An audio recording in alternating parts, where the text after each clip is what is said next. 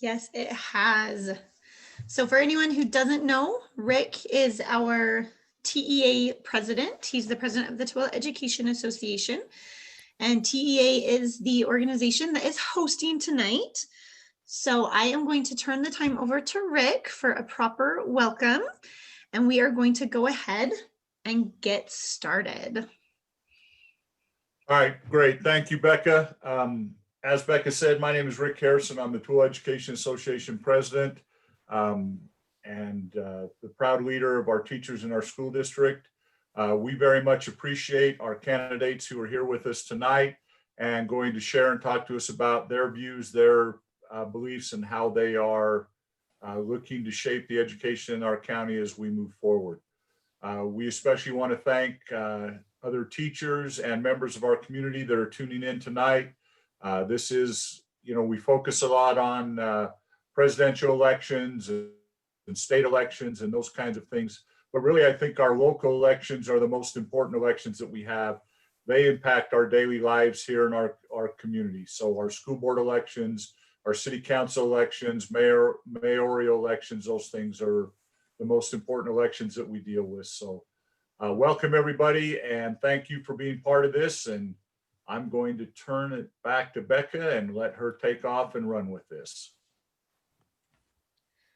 All right, so if you are joining us tonight, we do ask that everyone keeps their microphones on mute unless candidates, when it's your turn to speak, obviously, please unmute yourselves. So if you are a participant, please mute yourself. If you have a question for the candidates, we need you to submit those to the chat. Our chat will be going directly to our TEA executive board, and they will be monitoring that chat and keeping a list for the end. We do have some pre-populated questions that we created with our members and with our executive board that we will be going through first. And then at the end, we will go through any of the questions that are coming from our public. So please feel free to put those in the chat when you think of them. Just realize that we won't get to them until the end. All of our candidates have already been briefed on how we will be doing our questions. They will each have 2 minutes to respond to every question. And we will be changing the order in which they respond in so that everyone has a chance to hear from a different person first. We have four of our candidates with us tonight. And Ashlyn, you are supposed to ask the first question, but I'm going to just go ahead and kind of jump in because our first question is just a quick introduction of yourself. So if you will please take 2 minutes and just do a quick introduction of yourself and your experience with education. And we are going to start with Albert. So Albert, will you please tell us a little bit about yourself? My name is Albert Bodema. I am a longtime resident of Tooele. I attended Tooele High School and graduated in 1971. I worked for Tooele School District for 46 years in the maintenance and facilities department. In those 46 years, I also served as the energy manager. I am currently retired. I am still coaching track and field at Tooele High School, and I do run the clock for football and basketball at Tooele High School, and I've done so for almost 30 years. I'm running because I care about the students, of which my grandchildren are those. All of my grandchildren, all of my daughters attended Tooele High School and graduated from Tooele High School. And all my grandchildren have attended schools here in Tooele County. So I have a vested interest in their education. Thank you.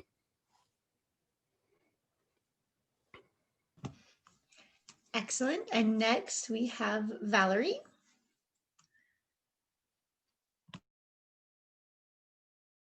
I can figure it out. My name is Valerie Shields, and I graduated high school here in Tooele, and both of my parents are from Tooele. And I taught school for 4 years in Davis School District. And I have 3 kids in the school district. I have a 2nd grader, a 4th grader, and a 7th grader. And I just have a strong passion for education, and I'm excited to run for school board and use my education and that passion. And I just have been going to the school board meetings on a regular basis. And I serve on community council at my kid's school right now, and I'm in the PTA, so I spend quite a bit of time in the schools, at least until COVID hit. So yeah, I'm excited to be here. Thank you. And Bob.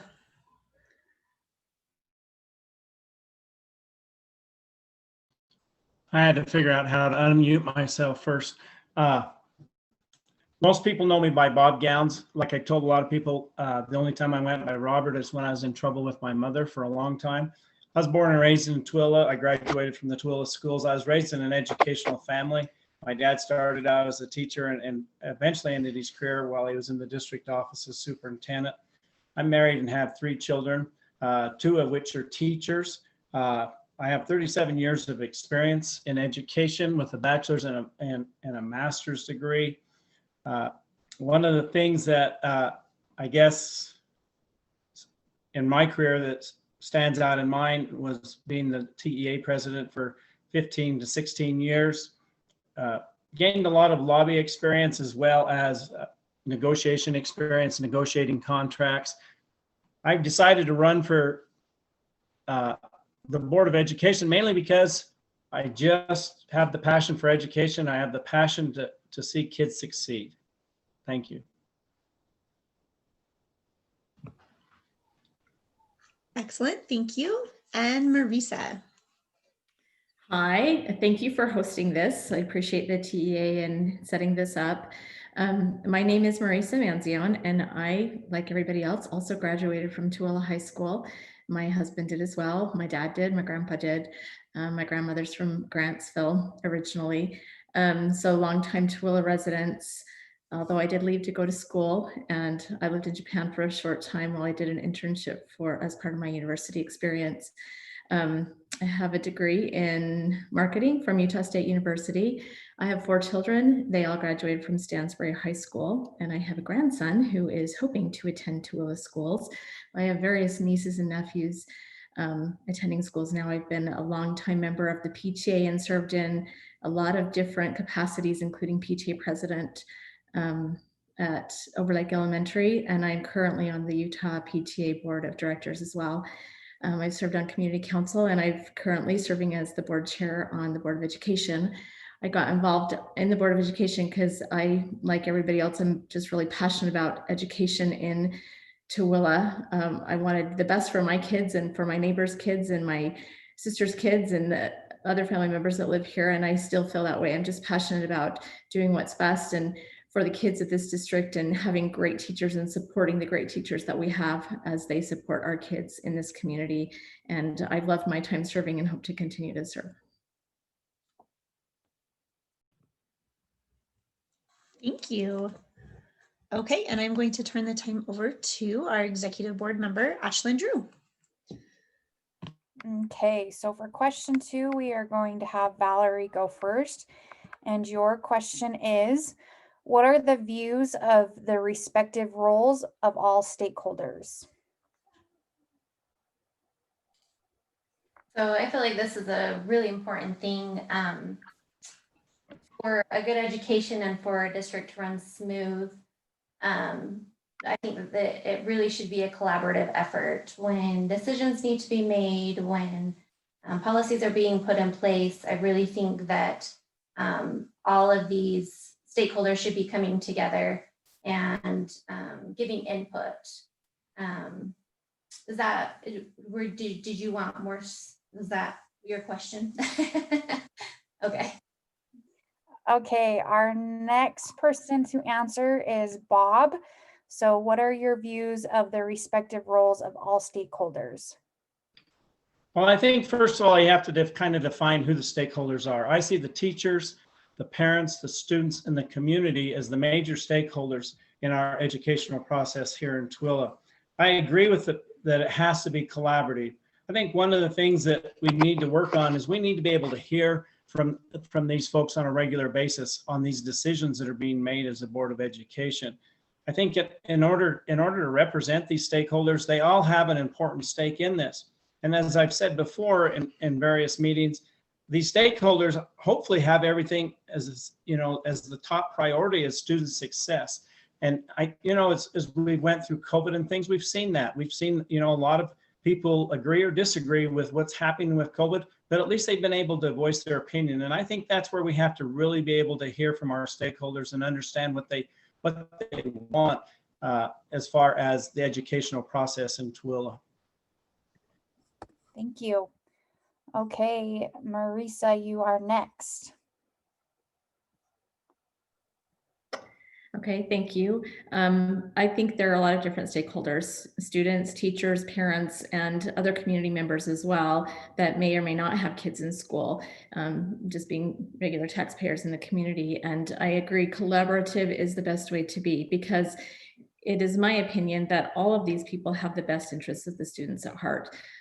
Sometimes even when we disagree as a board versus teachers versus parents versus students, I think everybody has the best interests at heart. We all just have a different perspective, and it's important to include all of those perspectives in decision making, because that's how we get the best decision made. And one of the things about COVID, which I don't really love, the overall COVID experience, but one thing that has come, that's come out of COVID, in my opinion, is that we have been able to stream our board meetings, and it has become so much easier for the public to participate. And that's all public, teachers, students, parents, regular taxpayers, everybody has been able to participate. And I've loved that it's opened that up even more so that we can be more transparent with our community and get the different feedback from different groups of people. And that's something that has to continue so that we continue to have that collaboration and that transparency. It's so important to get that teacher voice in decisions and doing what's best for our students, but we have to hear from the other stakeholders as well. So I've loved that about COVID, and I want to continue that, and I appreciate that input and that collaborative effort from the community. Okay, thank you. And then last we have Albert. Thank you for the question. I think that's an excellent question. I too feel like there's stakeholders that probably haven't even been mentioned. I feel like the local municipality governments and the county government have as much of a stakeholder of a stakeholding share as do students, teachers, parents, and other community members. One of the things that this county needs to do is find a way to get businesses in here to help with the finances of schools.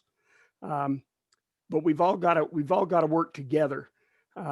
There's needs in the county that all the entities, the school district, the county, Grantsville, Tooele, they could all work together and come up with some things that would help students and be resources for parents. I think we've all got to work together, but in order to do that, there's got to be dialogue, and it can't just be one-sided. It can't be, we'll listen to you, but we may not comment. We've got to have dialogue that has got to go back and forth between everyone involved and every person who has an interest in what's happening in our schools today.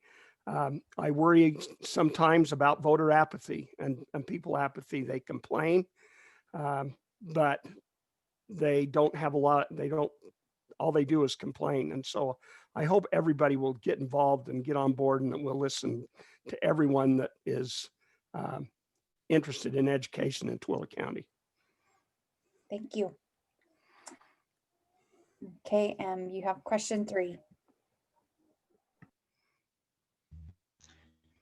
Okay, so we're going to start with Albert. What is your primary view of education, and how does this view support our district's students, educators, and community?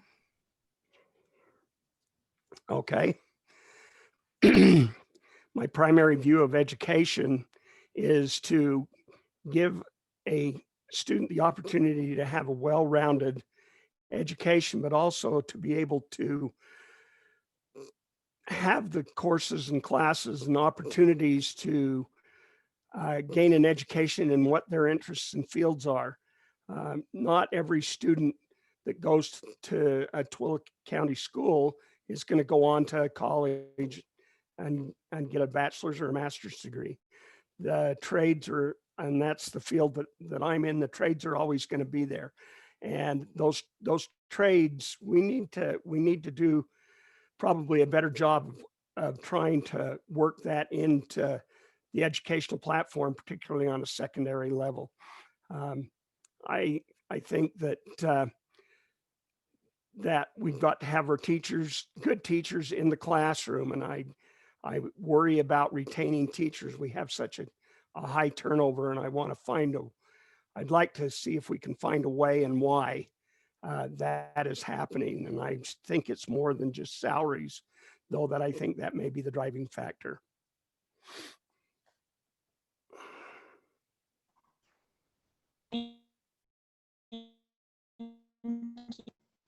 Val, next, do you need me to repeat the question?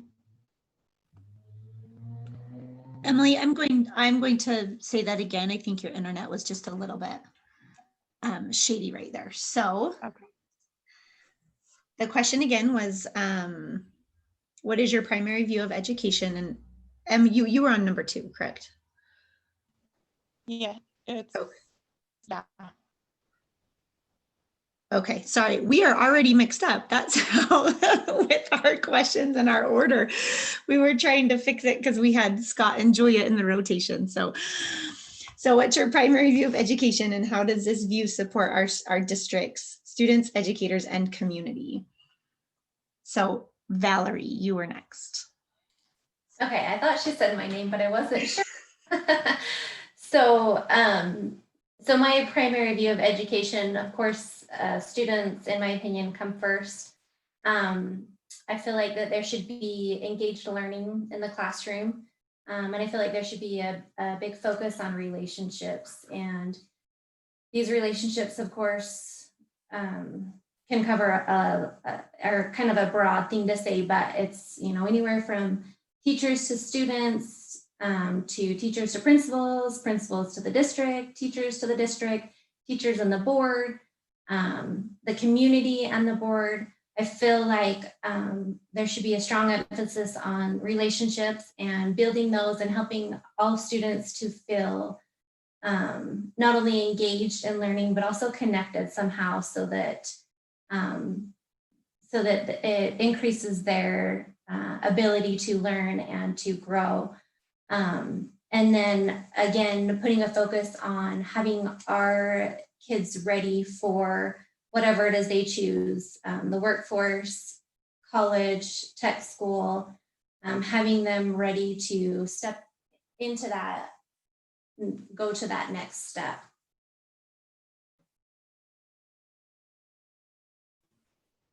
Thank you. Bob, you are next. Well, I've mentioned, but I think I've mentioned before in another meeting or something, that I think all of the decisions that we make as a board need to focus around student success. I think as we start talking about educational platform and where we're headed and things like that, I think that's all the decision. I think that has to be the decision, whether it comes to retaining students, retaining teachers, retaining quality staff, all those things have to happen. But, I was a career and technical teacher for a long time, for 37 years. And I think, we have to decide, is a student a career-oriented student, or is he a college-oriented student? And we need to help them by being able to follow that career path or that college path that they want to. One of the things that I've been able to do while I have been out campaigning is I've talked to a few people. There's a lot of people concerned about, where is our future engineers coming from? A lot of people are saying they're not getting the math skills. I don't know that, but that's the feeling of the people in the engineering world or in the veterinarian world. I think we have to make sure our students are prepared for whatever career or college track they decide to take. A lot of my career and technical students would go through with the idea that they were never going to go to college, but something sparked them whether it be in animal science or in plant science, and they'd go ahead and go into college and get a 4-year degree based on a career change. And I think that has to constantly be worked with the students and massaged with the students so that they understand that they can change. High school is a great place to change a career path. College isn't a great place to change a career path. And so I think we have to do that. We have to maintain our high quality teachers. A lot of it's been salary. A lot of it's been about, you know, is the salary higher around the point of the mountain? I think the districts make great gains. I know when I was working in negotiations, we worked very hard to keep that up and get that up so that teachers would stay in Tooele. Thank you. Thank you. And Marisa, you are next. Thank you. I think I agree. Successful students are what it's all about, and success for every student can be a little bit different. I have 4 kids, and they all 4 have chosen different pathways to go with their education, but all 4 of them were involved in the high school pathway programs with the CTE classes, and they were very successful. My son got the dental assisting, did the dental assisting program, and actually worked at a dentist office to help save money to go to university. So every student has a different pathway to success, and some of them is the workforce, some of that is university, some of it's the military, some of it might be family, but they all need to be successful in what they choose to do. In order to do that, we have to support our teachers. If we don't have quality teachers and we can't keep our quality teachers here, it's kind of hard to have student success. And I am proud of the fact that we have been able to raise our salary several years in a row. It's been a long time in Tooele since that happened. My parents were both teachers, and my dad had 2nd and sometimes 3rd and 4th job growing up. And I don't think that's fair to our teachers to have to be in that situation. They need to be with their families too. They need to work and teach and to be able to be with their families as well, and not have to have 2nd and 3rd jobs. And that's another factor that leads to student success, is having teachers that are ready and in the classroom and good and engaging and teaching our kids. And along with that is community support. If we don't have collaboration with our community, it's hard to have success in our classrooms and in our schools. We need that community support to help our schools be successful. Thank you. Thank you. Becca, it's back to you. So Marisa, we're actually going to switch. It's going to be Ashlyn, not Becca. Sorry. Marisa, you will go first. And your question is, recent events surrounding COVID-19 expose the challenges of making education accessible to everyone. How will you as a board member address this concern? Good question. Again, I'm not a big fan of COVID-19, as I don't know many people who are. I believe that the very best form of education is face-to-face in a classroom with a good teacher who is certified and teaching to the best of their ability in the classroom. That being said, I believe there is parent choice, and so that doesn't work for every family or every student. And I know that in this situation with COVID, it has been very difficult, a difficult decision to make about going back to the classroom, because we want to still keep our kids and our teachers safe and healthy. And it's been a tricky situation. But knowing that I believe that face-to-face education is the best for students, I think we need to do everything we can to, as much as possible, mitigate risk, because risk never actually always goes away, but to mitigate the risk to our teachers and our students in doing what we can to keep them safe and in the classroom. I've been happy that we've been able to in a couple of situations, we've been quickly to adapt and go to online learning for some classes, some students, a whole school right now. And we've been able to do that with our digital devices that we were able to get mostly for our students.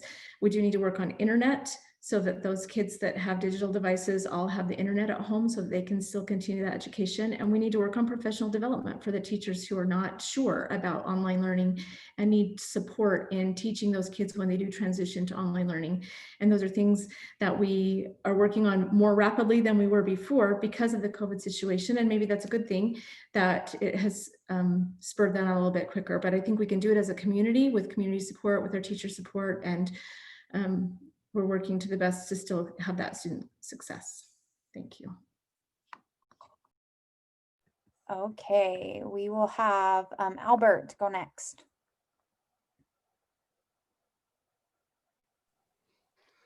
I'm like Bob, I can't find the unmute. Would you read the question again, please? Yes. Recent events surrounding COVID-19 expose the challenges of making education accessible to everyone. How will you as a board member address this concern? Thank you. The thing that concerns me, I have 2 grandchildren at Tooele High School right now. One of the biggest concerns that we all kind of came to realize when we went to the shutdown last year was the kids need the social interaction with one another. I used to think that they were getting quite a bit of interaction on their devices, and they are, but they need their friends and their peers. I think it's wise that we came back to school the way we did. I really appreciate the fact that Friday afternoon is there for teachers, and that we can do some things with digital learning to help them out to be able to better help the students. I think all of us as a community, teachers, parents, students, need to realize what a difficult situation this is. The sad thing, I think, that about COVID more than anything else is the mask thing, as bad as it may seem to a lot of people and infringing up on their rights. We've been asked, and even the governor's changed as a requirement, not a mandate, that we wear masks and social distance.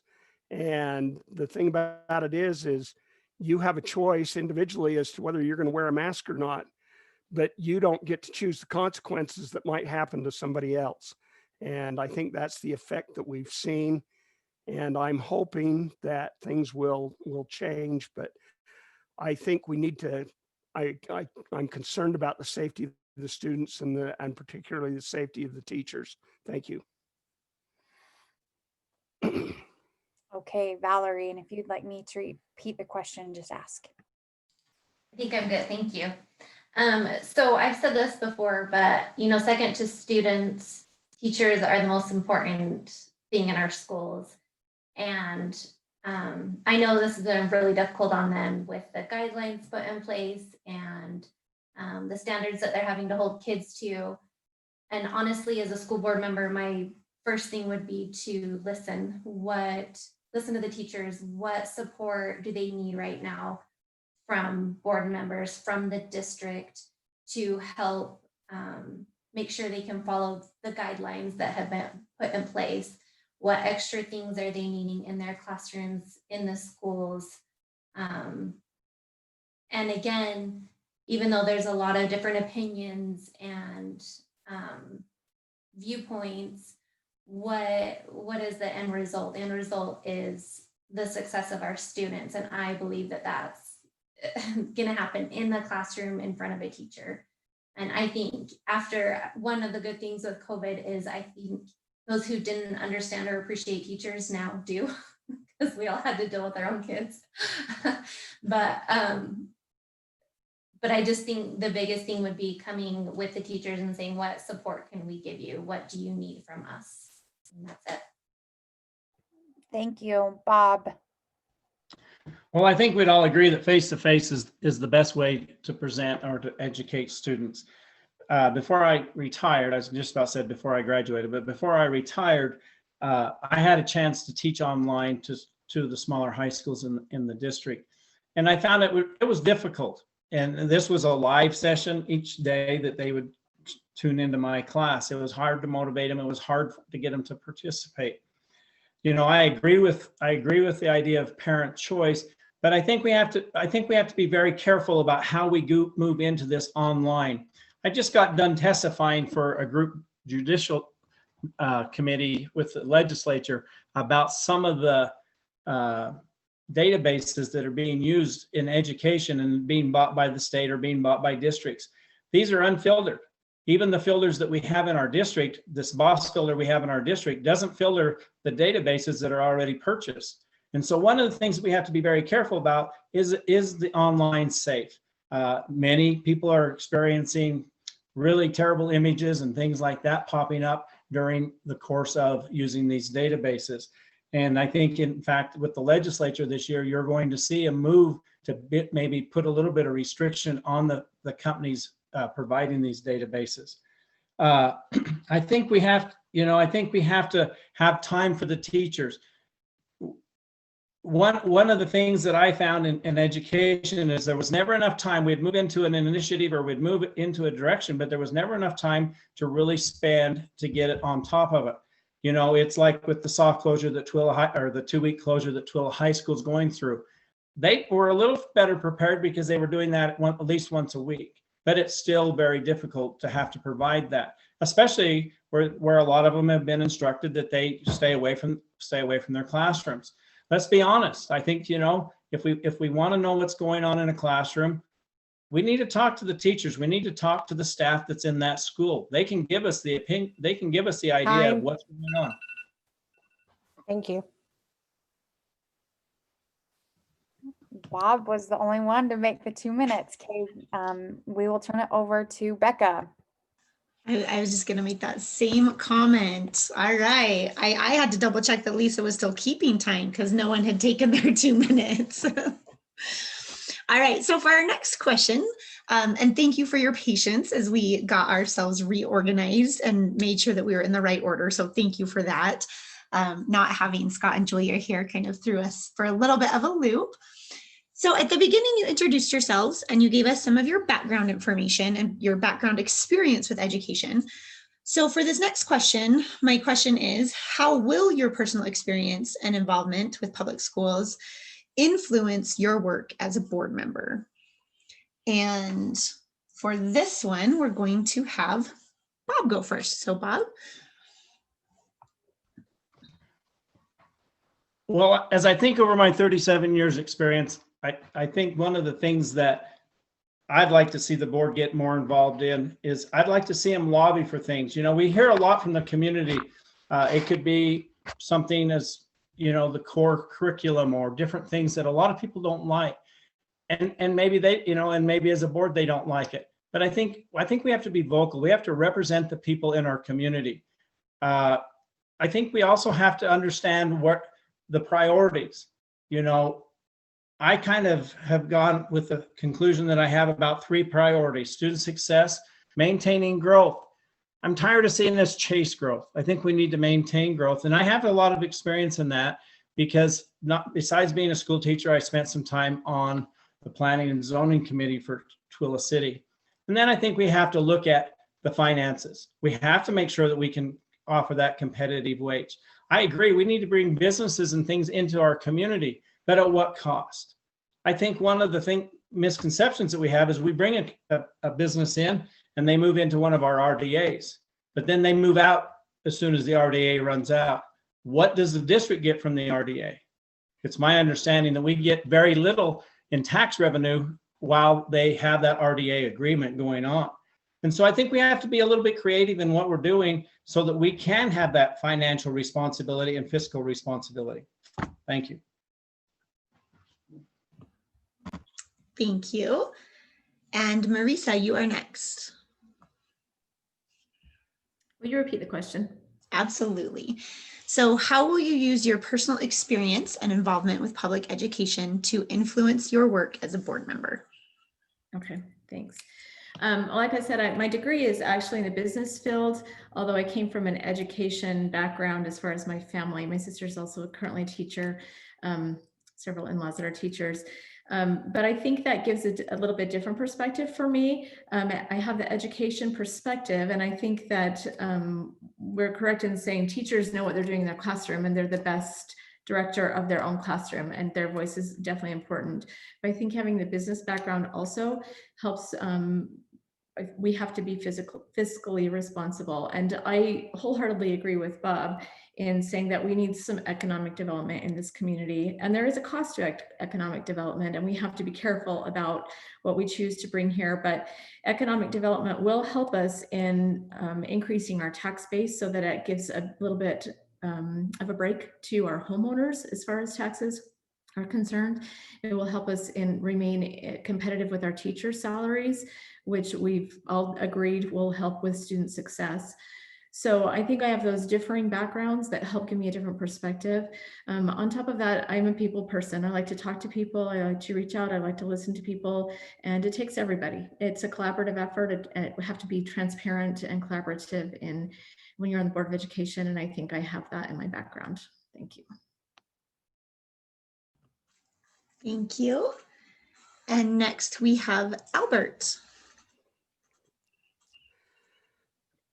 My background in education, my mother was an educator for over 30 years.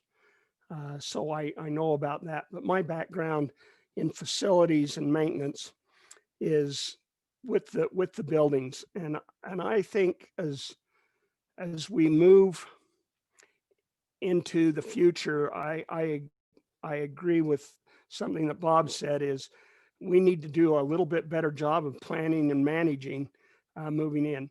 I think we need to ensure that we have people who know about the facilities and who know about the buildings and who know how to take care of them and maintain them.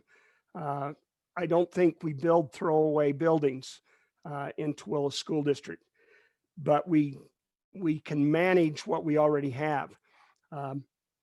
And as the bond comes forward, and I'm sure there'll probably be a question about this, I think we can do better with the money that we have. I think we can build a better facility than what kind of the architectural conception is for some of the buildings. And I have the background in those facilities and in the designing and doing that, because we used to do that as the maintenance department back before we started this real big building boom. We collaborated with the administration, the Board of Education, and our input into the building of the facilities. We had very few change orders, if any, in some of them. And so my background is in facilities, comfort, and the safety of students in the building and the safety of teachers. My grandchildren have gone on to careers in different things, and I appreciate what Tooele School District's doing. Thank you. Thank you. And Valerie. So my degree is in elementary education. So with my degree and my experience in the classroom, I feel like I can empathize with the teachers. I would love to maybe take a look at elementary teachers' planning time and make sure, look at what they're getting in regards with planning. And I know that when Mark Ernst did his dissertation on the morale of the employees of the district, I was really impressed with the high morale in Tooele School District. And one thing that he talked about, if there was one thing that we could help elementary teachers with, it would be making sure that their lunch and recess duties were covered. And that would be something I would love to look into, give our teachers 15 minutes to go use the restroom and 15 minutes to eat their lunch, and some of the inner workings that happen within the classroom. I feel that that is something I could bring to the table, as well as a mom having my kids in the schools and seeing different instruction that's happening and relationships and collaboration. Thank you. Thank you. And I'm going to turn it to Emily for our next question. Okay. How do you see your role as a board member in supporting a culturally inclusive educational system for all stakeholders? And Valerie, we're going to start with you. Okay. So culturally inclusive, I feel like we really should be providing an equal opportunity to for all voices to come to the table, of all stakeholders. And we need to create a space where people feel comfortable doing this. I think input from community members and teachers and parents is all just really important. And I think we need to be reaching out and saying, you know, what changes need to be made, what things are working in the schools, what things are not working in the schools. And I've also talked about holding virtual community meetings where people can give input. So not just standing in front of the board, which can be intimidating at times, and saying their opinion and then not having any responses come back, but holding a separate kind of meeting that people feel maybe a little more comfortable in saying, in giving their opinion, or adding input and telling us how things are affecting people in the community in different circumstances, and how teachers are being affected by different decisions that are being made. Thank you. Thank you.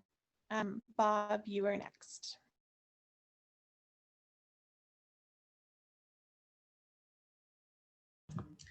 But Bob, you do need to unmute so that we can hear your thoughts. How about if I unmute? Thank you, Becca. Okay.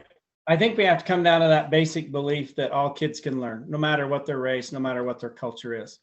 You know, I went through Tooele High School in the 70s, and some of you young folks don't even remember the 70s, I am sure. But one of the things that happened in the 70s at Tooele High School is we had quite a racial problem.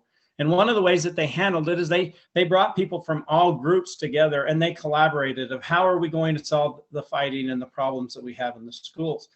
I think collaboration's the key. I think that's where you're listening to your stakeholders. You're listening to about what are the cultural differences. You know, kids are lost in a lot of ways when they're trying to decide who they are or what they are or who they want to be. And I think that's where the school comes in, and that's where, you know, great counseling and great collaboration comes in and helps the students find themselves so that all students are learning. You know, I think I don't know of a teacher that doesn't have the belief that all students can learn, but I think we really need to push that because, you know, we see the differences between the different cultures. Thank you. Thank you. Marisa, you are next. Thanks. I agree that all students, we have to have the philosophy that all students can learn. We also have to make sure that our core includes different cultures in what we are teaching our kids, because we still live in a fairly small community, a fairly isolated community. Although we have a lot of growth happening in the county, it's still somewhat isolated and small. And we need to make sure that we're bringing in some of those cultural books and different cultural activities so that our kids can be exposed to those types of things, and different than what they may already have in their school. We need to be sensitive to the different cultures that are at our school, but also bring in some that maybe aren't there so that our kids have exposure to those. But it is a community effort. It has to be, it sounds like a buzzword to keep saying collaborative, but it has to be a collaborative effort with our community, our teachers, our parents, our students. Everybody has to be on board and support that type of cultural education so that they know what our kids are learning and that they can participate in that and support at home as well. I think that it's important to give our teachers time to collaborate as well, so that they can talk about those things amongst each other and make sure that they're teaching those different cultures within their curriculum to the best of their ability in a way that they can in our community. And it's important for them to have that time. And I'm happy that we've been able to free up some, especially elementary teacher time this year with providing aids for duties as far as lunch and recess. And I know our high school teachers have PLC time as well, that they can collaborate and work together to help bring cultural sensitivity as well as cultural activities to our students. It's important in our schools. Thank you. Thank you. And Emily is currently frozen. So Albert, you are going to go ahead and be our last one to answer that question. Thank you. The adage of it takes a village to raise a child is really true. We don't have a wide variety of culture experience in the community, but we do have enough that we need to be respectful of the cultures and traditions of all of the students in Tooele School District and even the teachers. One of the things that amazes me is that these people that have a different culture than what we have and have integrated into ours still maintain the traditions and the cultural values of those that of their ancestors. And I think that we need to make sure that all our students understand and respect what other students' backgrounds are and respect how they were raised and how their parents were raised. We as parents and the community need to respect those too. I was part of that, old enough to remember the 70s thing. We did have a problem, but we got the problem solved. It did take some time. I think we need to do what we can to prevent anything like that from happening again in Tooele School District. And again, every person's entitled to their culture and to the raising and the beliefs and the backgrounds that they have. And I think we need to encourage them to share that with other students so that they get a more well-rounded eye into what is going on in the world today and places where they may be working or traveling or whatnot. Thank you. Thank you. And Ashlyn, will you please ask our next question? Okay, so the next one is, what strategies would you recommend to continue and improve communication among the board members, community, and educators? And we will start with Albert. Well, I didn't unmute, so I don't have to. You know, the dialogue has to happen, and people can't just complain or speak about education and the schools without coming forward and coming up with ideas and offering those ideas and opinions. What I'm about to say may feels a hurt, but I feel really bad about the patron comment section of board meeting. I'm sorry, there shouldn't be a time limit there. We need to have input from the community, but we need to have answers from the Board of Education and the administration to patrons' comments. I looked at some of the other districts have done as they've come back to school. And yeah, I grant you that maybe their meetings are 6 and 7 hours, but they're listening to the community and there's a dialogue going back and forth. And I think that needs to happen, and that needs to happen between administration, Board of Education, teachers, patrons. And I really think we need to hear more from the students.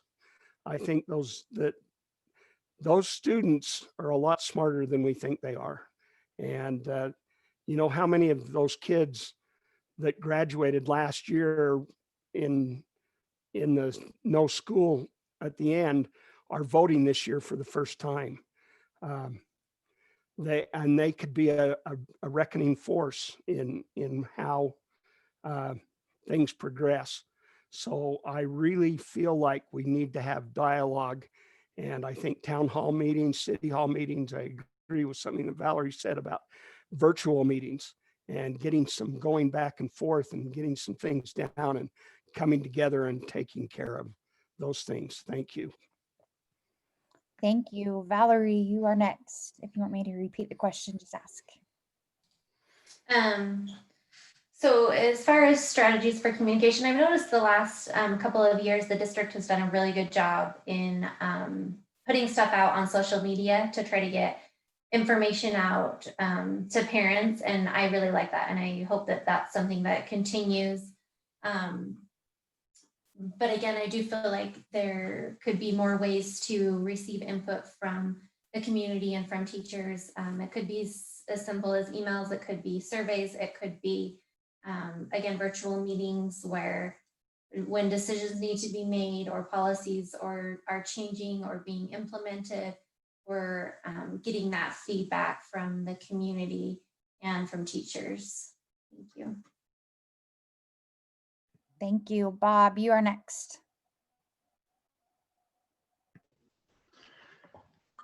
Well, one of the big takeaways that I had is TEA president and working in the district office is I had this open door philosophy. Whether I agreed with the person or whether I disagree with the person, I believe they have the right to come to me and voice their opinion or voice their concerns. And I think there needs to be more of that. You know, I'm a person, always have been a person that if you want to call me, now being retired, I may not always be in a service area, but I'll definitely call you back as soon as I can, or I can even text. I'm a little bit new to social media. I think social media is kind of interesting to me right now. You know, you guys that I worked with in TEA know that I never had social media while as a teacher, but with this COVID thing and trying to get out and talk to people and campaign a little bit, it's become one of those necessary evils, I guess. But, you know, I think we have to have that dialogue. You know, it's not always easy to hear that you might be wrong, or you might not know what you're talking about or whatever. But I think we have to do that. The stakeholders have to have that. I mean, I have seen so many comments about mask mandates and things. And the bad thing is our community doesn't even know where these mandates have come from. And so I think by having this dialogue, they become better informed. I think our employees become better informed. You know, there shouldn't be a fear of a teacher reaching out to a board member. They're a constituent just like any other person. And so I think they ought to be able to reach out to their board member or reach out to the board members and have a discussion. Thank you. Thank you. Marisa, you are next. Okay, thank you. I think communication is key, and it's can always be improved. I'm not sure if you ever have perfect communication, but the goal should be perfect communication. And a couple of things that I have loved just this year. I have loved, as part of the bond campaign, that we have started the bond chit chats that have been on a weekly basis. And I don't know that we need to continue this on a weekly basis, but I think possibly on a monthly basis, that would be a great thing to continue, because it's a great way for community to participate either at the time or as part of the recording, and then be able to reach out via email or text or phone call to board members or administrators if it was something they might want to follow up on. And I think that participation from the community has been great. And it's great to hear even differing opinions. In fact, if everybody always agrees, nothing ever improves, in my opinion. So the differing opinions I appreciate, because typically, even if we don't even end up agreeing with each other, we can learn something from each other in that discussion. So I think it's important. I also like that last year I was able to start a student advisory committee where we meet with a member from each of our high schools about every other month, and we are able to discuss policies that affect students, things that are happening in the schools, because I agree with Albert that student voice has been missing, and it's important to get the student voice in our decisions, because that's what our decisions affect is our students. So it's important to have them participating in those discussions. And I think sometimes the students forget that they can reach out also, or they're busy in school and that's not their first priority. So it's been really good for me to meet with those students. They're very mature and they have a lot of input into things that can be improved in our district, and I appreciate that. I also think we can improve. We have improved dramatically in our social media, but it can improve as well. And I'm happy our communication department has been doing great. Thank you. Thank you. I will turn the time over to Becca. All right, so this is our last official question. So Marisa, we will be starting with you. And your last question from us tonight is, what is your vision for managing and planning the continued growth and development within our school district? Good question, because there is a lot of growth within our school district. And I think it has to be, again, collaborative with teachers, students, parents, and community. We had a plan to start a community input sessions to make a 10-year plan for our district, including growth, including curriculum, including different classes, size of school, lots of different things. Unfortunately, that was delayed due to COVID because it's really hard to meet to do that. But hopefully, starting in January, we are either, if we can't meet in person, try to do over technology. But we wanted to get all of the different stakeholders' views on making the next plan for growth within our community and within our schools. I really like the way our schools are set up. I think our high schools are just big enough to give a lot of opportunity for our kids. We have a lot of class offerings. We have a lot of career and technical education classes. We have a lot of opportunity for them to participate in sports and drama and clubs, different things, but they're not so big that students get lost. And I think that social emotional part of learning is as important as our education. And I'm happy that we've been able to provide that. And I like the size of schools that we have. But we do have to plan. The growth isn't stopping. So we do have to have a plan as far as where our schools will go, where they need to go. But I think that requires community input, including teachers and students. Thank you. Thank you. And Albert. Thank you. I'm going to share a scenario that in 1978, 79, they decided to build an elementary school in Stansbury Park, and Stansbury Park wasn't very big at the time. The school district decided to overbuild. And when we opened that school, we only had two classes in each grade, and we had a lot of empty room. We did go through some very interesting things as we opened Stansbury Park Elementary, but we had enough growth room there to go until 1995, 96, somewhere around in there, 98, before we had to add on to that school. I think that there may be a need to revisit. I'm not totally opposed to the school sizes that we have, particularly on the high school level. But the cost of brick and mortar is getting just absolutely out of reach and everything. And I just don't know how much longer we can go keeping at least our high schools as small as they are. Though I do think, and I know that we can do better with bond money. I'm just going to share a scenario with you that in Jordan School District, the new Mountain Ridge High School came in at $96 million for a bid. The district said, we can't do that. You've got to cut it back. And they cut it back, and they gave them a figure. They cut it back to $80 million. They cut $16 million out of that school. And this is a school that's almost 400,000 square feet and has 2,400 capacity of 2,400. We're predicting $100 million for a high school that is 1,500 to 1,800 and 300,000 square feet.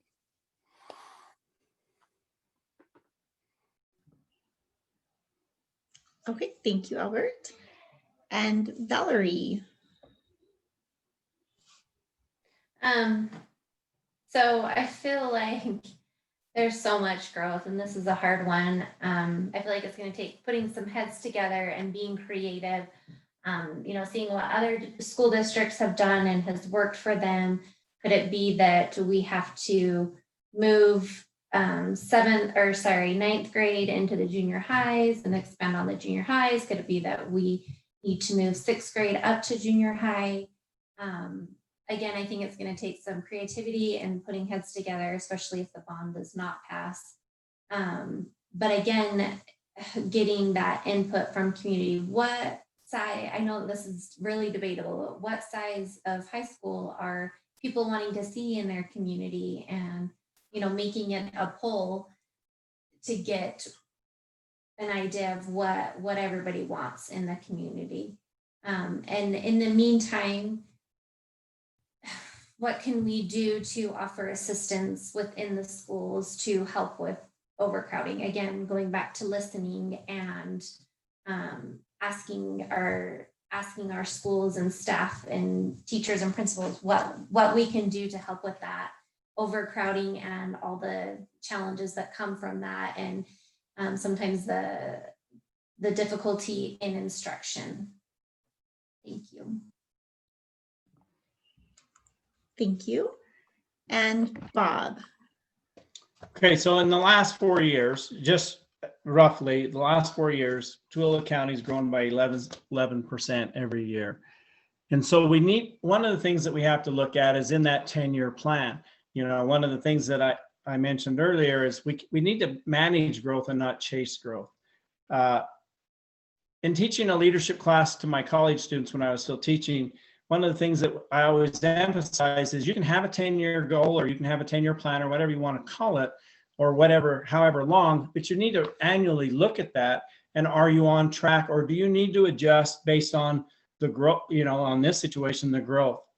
One of the things that I've done recently is I was talking to the TEF organization about the bond.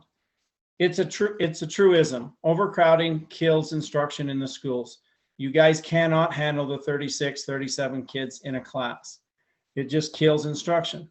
But the other problem that you have, because I've had a chance to travel around the nation and look at different schools, is the larger the school gets, it seems like the more discipline problems you have, the more lack of respect you have, that type of thing. It's very true. In a high school, you only still have one football team, whether it is a 1,200 pupil school or whether it's a 4,000 pupil school. So the larger the school also is a jeopardy to maybe kids being able to participate and getting involved. We all know that students being involved have a better educational experience because they have the motivation to be at school. The one thing that has to happen, though, it's very disheartening, and I can't advocate for this. It's very disheartening to build a school and you bring in portables the year it opens or the year after. So we have to build a cushion in that. I'm advocating that that's somewhere in between the 18 to 2,000 mark, possibly. And yes, it may be a little bit bigger, but also because of boundary changes and things, I think you can achieve that cushion. These elementary schools should never, you know, get large like that. So. Excellent. Thank you. And thank you, Lisa. Bob, that's twice in one night. I feel like you're on a warning or something. All right. Excellent. Thank you so much. We are very pleased with the turnout that we've had tonight. I have a lot of new faces on my screen, which is wonderful. So I'm just going to remind our public that if you would like to submit a question, please go ahead and put that into the chat right now if you haven't already done so. I know that Glenn does have a question for our candidates from the chat. So anyone else who would like to submit a question, please do that. And Glenn, I'll let you go ahead and ask that question, and I will help you with the order of the candidates. Okay. This is a really easy question. People want to know what your thoughts on the bond are. Well, I might consider that a hard question. That's a pretty open question. So thoughts on the bond, and let's go ahead. Let's see, Bob finished us off. So Bob, we're going to start with you. But remember, you only have 2 minutes. And don't forget to unmute.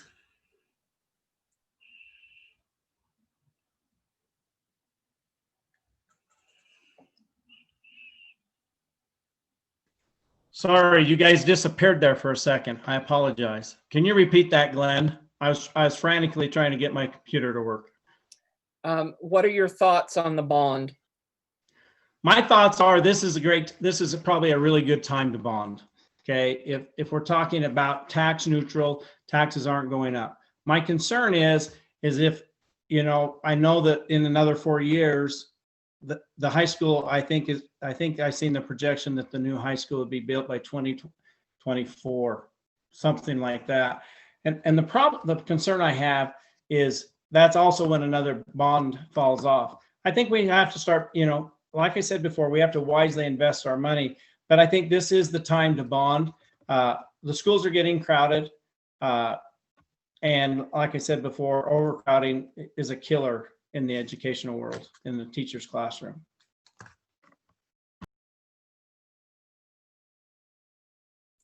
Good.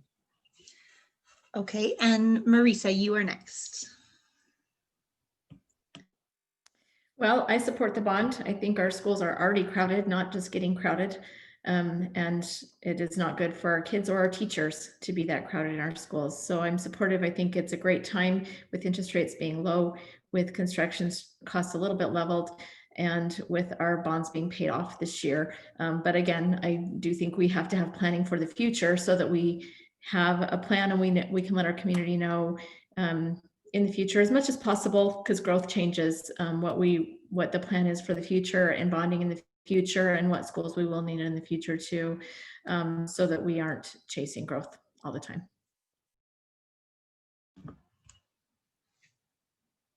Thank you. And Albert. I too think the bond is necessary. I think we can manage the costs that are in there better than what the projections are. I'm going to share with you, I think overbuilding is a good idea. When we opened the brand new Tooele High School, we opened still out of the old school with 12 portable classrooms, 6 double classrooms. So Tooele High School has had portable classrooms since before Tooele High School was built, the current Tooele High School. I think we need to make sure that boundaries are established that allow people to still kind of stay in the neighborhood schools, but fill up the empty spaces in the schools. We can all thank the legislature for open enrollment. It's no fault of any school board. Is it a good idea? That depends on what side of the fence you're on. We need the schools, and again, I can't imagine what Tooele High School and Stansbury High School and Grantsville High School are going to look like 3.5 years from now before we open another school. The other thing that I would consider doing, and the board has talked about this with the swimming pool, is maybe sharing some venues between the schools. In a lot of places, they do that. The athletic fields, football stadiums, they just have practice fields at the school, but then there's a stadium where they all could come to play. For instance, the same thing, we need some development in the county, not just from the school district, but from the counties and the city municipalities to help us out and manage some of the activities that are there. Thank you. Thank you. And Valerie. So I know that when they tried to bond last year, there was a lot of pushback, and obviously because it didn't pass. So they tried again this year, and I just don't see how else we can accommodate for the growth and overcrowding that we're seeing right now without getting this bond passed. And it seems like a good compromise in the sense that taxpayers aren't going to notice with the other bond dropping off. So yeah, I'm really hoping that it passes, but as far as I understand, nothing is set in stone as far as what type of high school and junior high are going to be built. So I just would love to see the community come together on that and voice their input on what they would like to see built.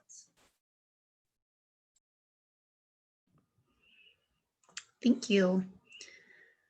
Okay, Glenn, did we have any other questions in the chat? We didn't. Okay, excellent.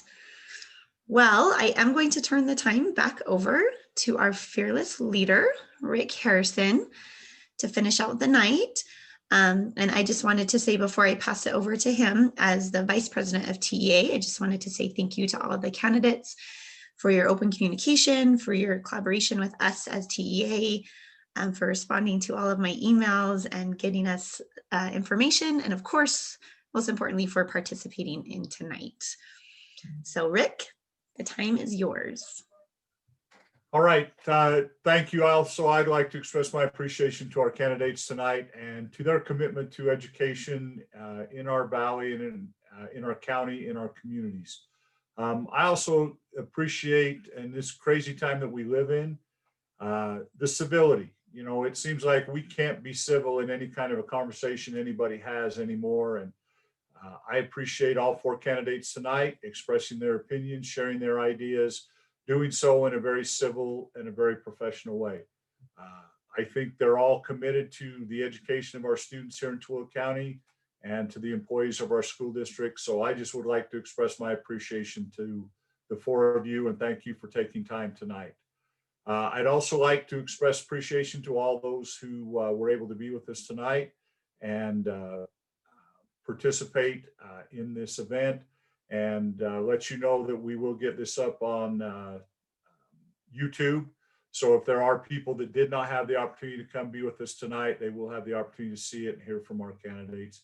And again, everybody that's here tonight, as well as anybody that may watch in the future, most important thing we can do right now is to vote and to have our vote be heard and have our vote count.